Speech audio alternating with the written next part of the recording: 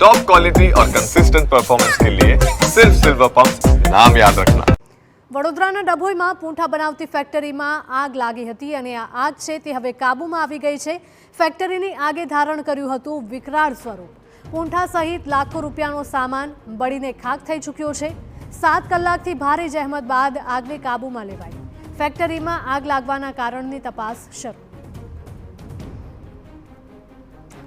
તો વડોદરાના દ્રશ્યો સામે આવી રહ્યા છે કે જ્યાં ડભોઈમાં પૂંઠા બનાવતી ફેક્ટરીની આગ આખરે કાબૂમાં આવી છે।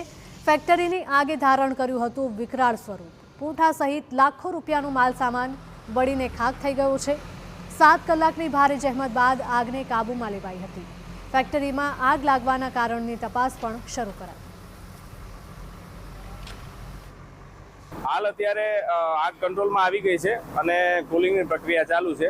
એટલા માટે જેસીબીની મેન સાથ સહકારથી અમે કુલિંગનું કામ હાલ ચાલુ કર્યું। કેટલી ગાડીઓ હશે અને કેટલા લોકો હશે? અંદાજિત કમસે કમ વડોદરાની 3 થી 4 ગાડીઓ છે, જેમાં ઇમરજન્સી રિસ્પોન્સ સેન્ટર દરજીપુરા ખાતેની ટીમ છે, પાણીગેટ ફાયર સ્ટેશનની ટીમ છે, સાથે જીઆઈડીસીની ટીમ છે અને અન્ય નગરપાલિકાઓની ટીમ પણ સાથે છે।